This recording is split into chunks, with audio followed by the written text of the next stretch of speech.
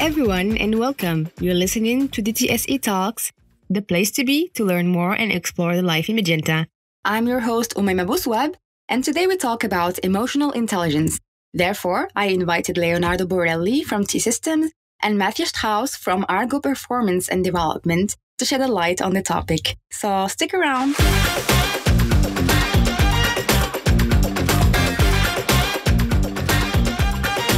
Are you struggling with relationships within work or outside of work? This month's episode is an epic 2-part interview with my guests about emotional intelligence and how it can help you with these issues and much more. In this first part, we discuss the ins and outs of emotional intelligence and how important it is to train the skill not only for leaders and employees, but for individuals as well. So without further ado, let's get started. Our guests today are Leonardo Borrelli and Matthew Strauss. Leo is a business analyst and software designer at T-Systems in Barcelona, Spain, with a passion for emotional intelligence. And Matthew is a partner at ARGO Performance and Development in Vienna, Austria. He specializes in leadership and change and has a very strong background in emotional intelligence as well. Hi, guys. Thanks so much for joining me today. Thank you, Mai, for inviting us. It's a really pleasure to be here and to talk about this topic that I really love. I am really involved in. Yes, thank you from my side as well, May. Thank you for having me. Thank you. So I'd love to kick off with learning a little bit about your story and your background and how you ended up in this wonderful world of emotional intelligence. So, Leo, can we start with you? Okay, May, thank you. The starting point of my life was I was a kid with a high IQ, that is cognitive intelligence, good at math and science. And for sure, I study engineering. Very young, I started having good jobs with a lot of responsibilities.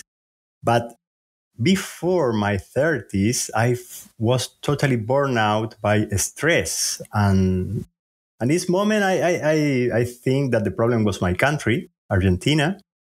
I left my country, I came to Spain, new life, new job, but again and again, I faced with the same problems. One day, one of my boss told me to give a course about emotional intelligence. This was the first time I heard about that. And when I heard about that, okay, I could understand cognitive, the training, but I could not be able to put into practice. And then I was very struggling with that. And again, the stress was very hard in my life. And I started doing mindfulness meditation. And with mindfulness meditation, little by little, I was understanding the concepts of emotional intelligence. The story gave a punch last year because I did a training in Search Inside Yourself Leadership Institute to be organizational teacher inside the company in a program of emotional intelligence based on mindfulness. That's interesting. Here we are. That is great. And that's how I learned about you. So you started off with a technical background and then slowly, thanks to work or due to work and the stress, you figured out that emotional intelligence needs to be a part of our daily life. Matthew, how about you? Well, my story starts back actually when I was traveling the world teaching English at this time. My background was actually in international studies, politics, and these kind of things. And I had thought I would be working in, diplomacy and stuff. But oh, wow. taking on a more bohemian bent, I ended up traveling the world teaching English rather than doing that job. And in the process of that, one day, I came across an article on emotional intelligence. And then on another day, I picked up a book from Dan Goleman's book, Emotional Intelligence. This must have been back in 2006 or something in Budapest, Hungary. And fell in love with the topic and started using it. And because of that topic, many companies that I was teaching their business people asked me to start including some of this into the teachings that I was doing and then into trainings. And that actually is what led me into becoming originally a trainer. And when I joined with ARGO, my company, in 2010, I was very happy to discover that the foundation of the leadership development programs we run were emotional intelligence. I mean, that was kind of the foundation of other things, whether it's leading change or managing conflict or things like that. The real focus was emotional intelligence. And so while it was a passion before I joined ARGO, it became a profession once I had joined into the company. And it still remains to this day. The foundations, and I think, rightfully so, the foundations, because without, emotional intelligence, the idea of making a change in a behavioral change in a particular skill set doesn't really make sense if you don't have the foundation and self-awareness to be able to see clearly what changes are needed or to have the self-management ability to make those changes. Yeah. So that's how I got into it. That's interesting. It's a kind of a contrast with your backgrounds. You have different backgrounds and different way how you got into this topic. First, we talked about now self-awareness and a bit about emotional intelligence. So why don't we start off by explaining the very basics of emotional intelligence? As you said, Leo, you have also had a bit of struggle to understand actually what is emotional intelligence, and you got to it through mindfulness. So let's start off with the very basics of the high level. What is emotional intelligence? One definition, official definition of emotional intelligence is ability to monitor one's own and the other's feelings and emotions. Discriminate among them, that is, to be clear what is your emotion and the emotion of the other, and to use this information to guide your actions and your thinking. This is one definition. It's easy to understand, but then when you want to put in practice, there is the point. But the good thing about that the neurosciences are discovering in the last years is that this ability is a skill that could be trainable, the same that other abilities. The only thing is the mind of the way to train these abilities probably is a little bit different that training other abilities like learning math or learning science. But it's trainable, and was the good message that I learned by my own, because I was totally lack of emotional intelligence, and now I'm not the best emotional intelligent guy. But my life is really, really better today than in the past. My relationships with my coworkers, it is possible. If I could do it, everybody could do it. Yeah, and I can only agree with what Leo is saying, also from the definition. I mean, he's right. That is the most basic definition, is the ability to understand and positively manage my own emotions towards, as Leo said, towards managing my behavior and actions and thoughts coming from that, as well as the ability to recognize and positively influence, especially if we're talking about leadership here, the ability to recognize and positively influence the emotions of others. And Leo has started to speak to the idea of the difficulty here and in the translating this into actual, and developing it and translating it into, let's say, life quality or leadership quality changes. But I've also found that, you can explain this definition to many leaders and they go, so what? Yeah, it sounds nice. But one of the things, and I definitely want to stress, because there's a very common misconception, business typically likes to think that we're rational, that we are, that we don't need this emotion here. We don't want it. We want to be rational. And they fail to understand that all behavior and all thoughts are driven by these emotions. So it's very wishful thinking to believe that it's not a topic that we need to be covering. And it has nothing to do with, quote unquote, being nice. That's the other misconception. that people have. It's about, that if I develop this emotional intelligence, I'm going to become a bleeding heart that's not going to be able to achieve the goals.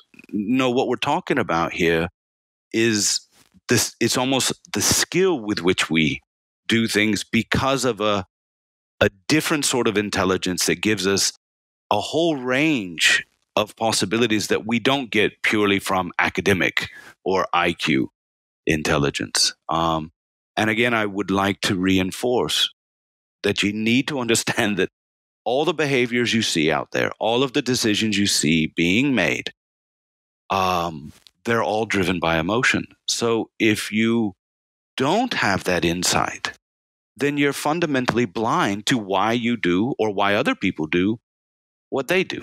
Mm-hmm. If that makes sense. Yeah.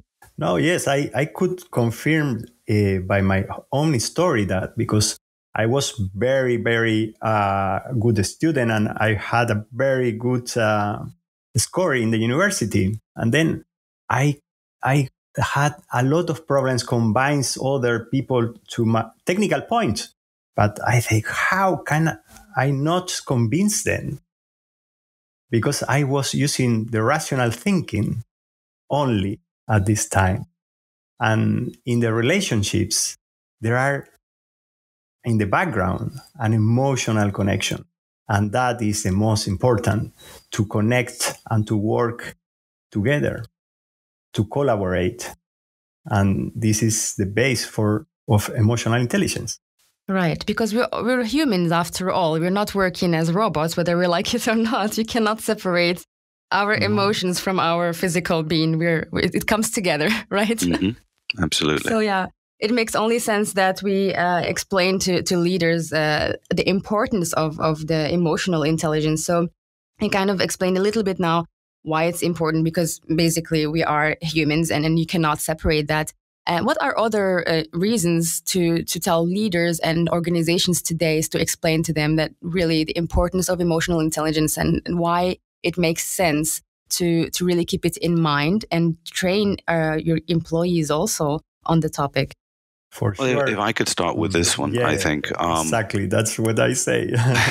Because as since it is the foundation of the leadership program and our leadership programs and many other companies' leadership programs as well, there are basically 4 quadrants in the classic leadership model of emotional intelligence or emotional intelligence, which is one quadrant is the self-awareness, and then there's the self-management. And so this is the self column.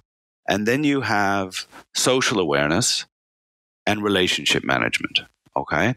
And within that quadrant of relationship management are all those leadership outputs, whether it's conflict management or teamwork or influencing or inspirational leadership. These are some of the competencies that would be within that relationship management. And I think every company recognizes they want leaders who can inspire. They want leaders who can lead teams and can manage changes and things like this. What they miss, though, is that's the output, right? All right. And it is built upon, for example, the social awareness, the ability to read other people, be able to sense what is important to them, and to be able to recognize the emotions that are driving them.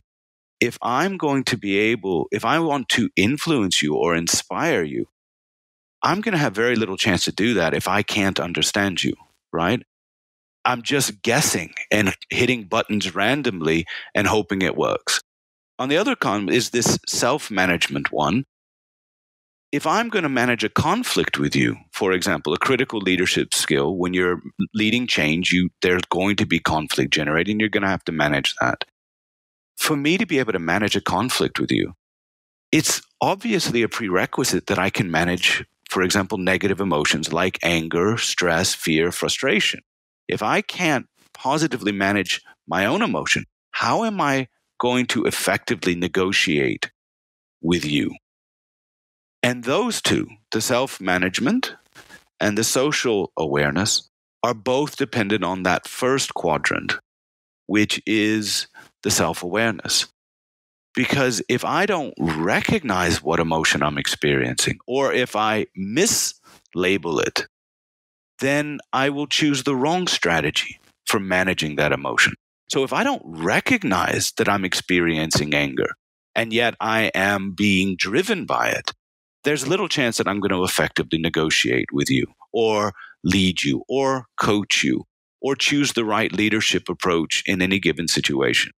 And it's the same thing. If I don't recognize, if I have no skill at distinguishing what emotions I'm experiencing, and this has been borne out by research, I will have very little chance to recognize what emotions you are. So, for example, the better the granularity that I can recognize my own emotions, the better I will be able to accurately perceive the emotions, for example, you are experiencing when we have a meeting. And so you see how it is all linked together. And so this is one of the things and why it is the foundation of a leadership program, and why I would argue it's a more, I think, a better foundation than what some leadership programs take, which is called a values-based leadership. Because when you talk about and I think values are critically important, but we have to understand they're generally generated in your rational part of your brains. If you can talk about it, and I think we all know we have plenty of principles and values that we aspire to, that we step all over at certain times when we're stressed Sure. or under pressure or feeling afraid. Yeah. For example, during the pandemic, I think many organizations struggled to actually see their culture alive during the pandemic. And it's the way you explained it sounds really simple. Just it makes sense. You think about yourself. Of course, if you do not understand yourself, you cannot understand others. So this is one way to utilize emotional intelligence in an organization, and in leadership, it helps a lot. And you mentioned conflicts. I think we think about emotions only when we are in the conflict mode. What are other situations that emotional intelligence can really come in handy? First of all, think that today in our company, we are pushing a lot to work more agile. Techniques as Scrum and Kanban are more and more in our roadmap as a company. Then in this kind of work, in the daily work, is team working. And in team working, the most important is the ability to connect, to interact with others. As better we interact, as better we could construct or build as a team. Then it's not only a question of using emotional intelligence in the difficult situations like giving a feedback. For sure, there is fundamental. But in the daily work, each day, in each meeting, emotional intelligence is very, very fundamental to connect with the team, to work together, to have a common objective. I saw every day in my team, not all the members has these qualities of these skills of emotional intelligence, and you could see when some of them is lack of these abilities, there are problems. In very simple questions, appear conflicts that you, from looking from outside, you say, "Oh, this is not necessary," but it's happening. And emotional intelligence is a skill that helps to go more fluid in this interaction between the others. It is a really good example when you're in a meeting and you feel that the tensions are getting really higher, and you don't understand how you can ease the tensions in that situation. How can you utilize your emotions to fix the situation? The first, as Matthew explained, is self-awareness. The first is to be aware that you are stressing, that you are feeling strong emotion. Yeah, that is the problem, That is the self-awareness is the problem. That is the whole core problem. You're absolutely right. Here, there are several approaches, but at the end, is connect with yourself. And this is why in our program of Search Inside Yourself, we use mindfulness as a tool for that. We use mindfulness meditation to connect with our emotions and improve our self-awareness. Improving this self-awareness, we could improve also our self-management, managing these emotions. When you are trained in connecting to yourself and connect with your emotions, in the middle of a meeting, you will be more aware of what is happening on you. And a very amazing thing that I learned from neuroscience is that the same circuitry in the mind that works in self-awareness is the same that our brain uses for empathy. That is, the same part of our brain that is used for connected with our own emotions is that our brain used for connect with the emotions of the others. That Matthew says before, that is the basic is self-awareness. With this self-awareness, we will improve the awareness of others also. It's something that is automatic. And this is the magic of empathy. And this is how our brains works. Then this self-awareness at the end is the basic for understanding what is happening with you, what is happening with your coworker in the same meeting room. Then, if you are able to detect your emotions in the moment the emotions are arising, you could have a time for, instead of reacting, probably in a bad way, in a not polite way, in a meeting that will cause a conflict, you could wait a second, breathe 1-2 times, and then do something different. And this probably this something different is only wait and let the other person finish talking. That this is sometimes that I saw a lot of, because I am in Spain and here, we are Latins. Mediterraneans. Yeah. Then here, the meetings, when the people lost the temper, are something really, really bad. It's a very bad situation. The people speak loud and do not listen to the other. And the first is listen to yourself. What is happening in you? Why you are angry? Because the other person is saying. Listen carefully to what the other is saying. Listen mindfully what the other person is saying. Let the other person finish talking. Then process the message and then respond. This is the basic for relationships at work, at home, in the street, with the child, with the wife, with the husband, with everyone, with the family. I just wanted to elaborate a little bit on what you said, May, that, that is the crux. Being able in the moment, because, many people, when you talk about self-awareness, they're thinking of, the Socratic idea, know yourself. And they think of it as something after the fact, that I know my values or I reflect on my behavior, all of which are very good to do. But when we're talking about the ability to moderate or manage an emotion in the moment, it requires in the moment awareness, not after the fact. And, this is something we're not trained. No one trained me as a child. They told me, whether it was in my school or my parents or the church or whatever, you must be kind, you must be patient. No one ever trained me how to do these things, because they're all based, again, on the accurate perception of what's happening with me right now. And so how do you train that? There's a reason Leo says mindfulness practices, and I 100% agree this is the best way to train, because mindfulness or meditation means mind training. This is what we're talking about. And training the mind to be able to recognize itself, what is actually happening. But if you want to make it even simpler, one of the simple things you do is just start logging it throughout the day, recognizing, what am I experiencing right now? What is happening?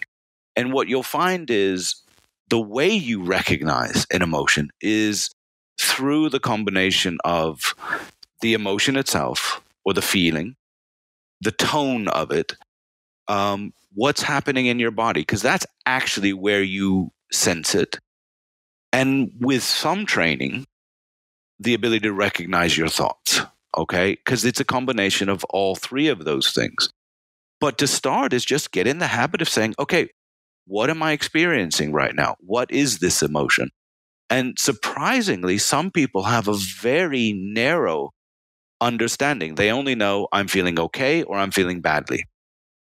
And other people have an extraordinary, varied vocabulary and awareness. And to be honest, the wider your ability and the more accurately you can perceive, the better you can manage. And this makes sense.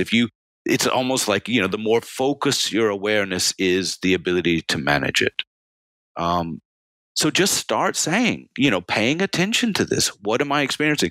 Without trying to find someone to blame for that emotion, because that's what we usually do. I know I'm angry and it's because of you. We're just trying to become aware of it, not to try and find a cause so that I can, because that's what we try to do. That's a good point. We try to find the cause of it, to who it is we can blame, because that's how we feel we can get control. And self-awareness is slightly different. It is simply the pure recognition. And you see it as simply energy. It just is. This is what I'm experiencing. And John Kabat-Zinn, one of my heroes, mindfulness trainer, said, can you see it? Can you let it be? Can you let it go? And that is the master skill. See that you're angry. Accept that it is there. Don't need to blame someone. Don't need to shout at anybody. And then just let it go and get on. Right? Because the longer you hold on to that emotion, I've heard it said once, holding on to anger is me taking poison and expecting the other person to die. Mm-hmm.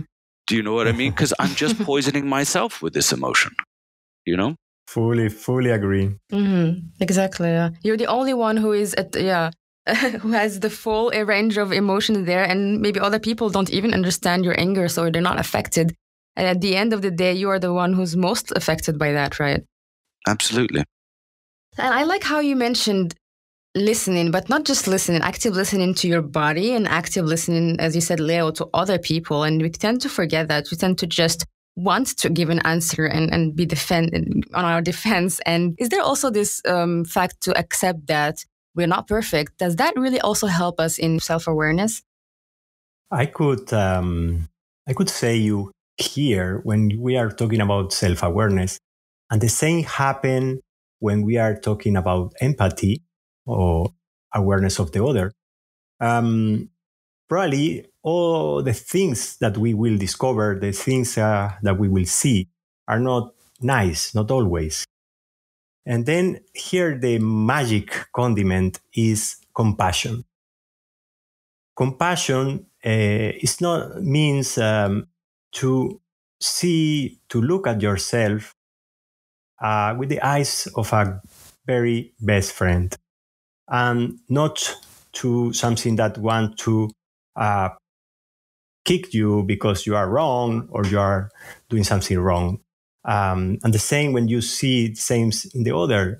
If you put in the equation the willingness to help really the other person to improve themselves, then this is compassion. And this, when you put compassion there, this bad mood or this stress of seeing something wrong in you or seeing something wrong in the others, putting this willingness to improve, to be better, to learn with compassion, this will change this state of mind, and you will be more happy and you will be more resilient to that situations. Hmm. And it also helps to understand and accept, I guess, change and transformation better. And also people changing, that you also feel compassionate and understand that this could be happening, or? Mm-hmm. Absolutely. I mean, as you know, as Leo was saying, that once you start really paying attention, it requires a very non-judgmental, because it is quite surprising when you really can learn to pay attention to emotions. They come up all by themselves, just as thoughts arise completely by themselves. And the tendency is, oh, I shouldn't think this, or I shouldn't feel this. And therefore we tend to try and suppress them, which leads at a minimum to hypocrisy. Many times we say one thing and act another way, but it comes with an enormous inner stress and beginning, which is the most dangerous emotion, shame. Whereas what the first step towards what Leo says of compassion, and I 100% agree, is simply acceptance. To see this as it really is, and to recognize, as you said, May, it's totally natural. It's totally normal to feel this. We all feel these things. But I can't manage if I don't see it clearly and accept that that is what I am experiencing. We feel that I shouldn't experience this, and therefore I need to push it down. What comes over time is both confidence, ironically, when you recognize that this is normal. I don't have to run away from these emotions. They will pass. They always do, as well as humility. Interesting. That, yes, it's this emotional mind of mine and every other human being's is a bit of a mess. But out of that comes freedom. I'm not trying to hide from myself, and I can learn to manage them. And to be honest, to manage them is simply to let them be and let them go. There's not a whole lot you do to manage these things. They will pass on their own if you don't grasp onto them or chew on them or try to suppress them. Because if you try to suppress them or deny them, they will come back stronger. Yeah, that's the issue we do. Yeah, the problem is that we try, as you said, we try to suppress those feelings and act like saints. I'm perfect. Yes. Yeah. Especially as leaders, I think leaders have this extra fear or extra stress that they have to be the role model for their employees. Yeah, it's called power stress. When everybody's eyes are on you all the time, the need for self-regulation is so high at all points because all the eyes are on you. This can cause an extra layer of stress well beyond the typical work performance stress. And therefore, you need practices like the Search Inside Yourself program that you are offering, and Leo was a part of. Because learning this self-awareness and the mindfulness that goes along with that is also a major resource for managing stress. Because what is stress? It's these emotions that are lingering within our minds that we continually suppress or find really ineffective ways to deal with, like overeating or drinking or overwork, Yeah. Totally. And going to bad habits. Totally. Only stress, take advantage of the fact that your company is offering this and really look into it, because it has, besides improving the performance of your work through emotional intelligence, I said it's a fundament of leadership. It improves your resilience in stress management, and it just will improve the quality of your life. And since it's great that your company is offering, I strongly encourage everyone to look into it. Mm-hmm. This program came from Google. And the year 2010, Google conducted a study inside the company because, Google have a lot of internal small teams, and they try to find the perfect recipe of a perfect team. And they use all the computation capabilities of Google. They put all together the skills of each person, of each team, and they didn't find nothing relevant.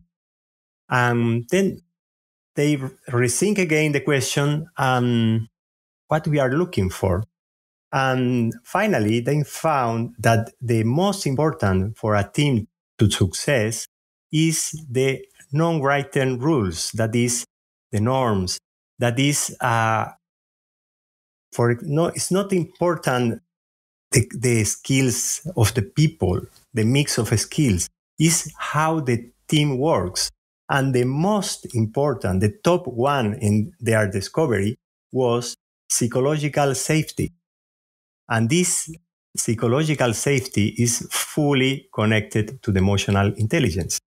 That is, the person working in a team, the people working in a team, feels free to fail, feels free to do wrong, feels free to express openly their emotions, feel free to take some risk without fear to being punished by that. And these teams are the most successful in Google. And our company has the same type of skills in the teams. Then the same is valid for us. Psychological safety. And for being psychological safety inside a team, the leaders of these teams must show their vulnerability. If I, as a leader, never do wrong, never fail, right, you will not feel free to fail. And if you, every time you express an idea, your boss say, "Oh, this idea is shit," it's impossible to you the next time will shut your mouth. And you probably you have the idea that we could be the new revolution in technology. Because the ideas in our company came from the people. The leaders lead, but all the ideas came from all the peoples that are part of this company. The same in all the companies. Then if we do not give as leaders this opportunity to our employees to express their ideas, we will lose this race for technology. Then emotional intelligence is important for the economic results of the company. I would just like to reinforce, and kind of summarize and reinforce what Leo just said. I mean, so that the leaders who are hearing this really take this seriously. Google has said the psychological safety is the number one factor contributing to the success of high-performing teams. We typically work in cross-functional teams to get things done. Therefore, psychological safety within those teams, which is dependent on the emotional intelligence of the team members, but even more, if they're a self-organized team, obviously by that, or if it's organized by a leader, it's dependent on the emotional intelligence of that leader who must create an environment of psychological safety, which explains why your company, why Magenta Telecom is so interested in bringing this trainings on emotional intelligence in, because there's a direct link to high performance because of these things. And I think that really answers the question that you asked at the beginning. Why does it matter? Yes, it was a long answer, but it is really detailed. Yeah. Well, that's not all, folks. Thanks a lot for tuning in to DTSE Talks and joining me along with my guests. All in all, emotions are the basis of our everyday interactions, so it makes a lot of sense to train ourselves to be more self-aware. We need to first understand our emotions and manage them in order to understand others. And that starts with mindfulness, as Leo recommends, or as Matthew says, start small by logging your emotions every day and making a habit out of it. On our next part, we cover the impacts of emotional intelligence on mental health, operational excellence, and more. So stay tuned. Make sure to go to talks.dtse.group, subscribe to our podcast, and leave us a feedback.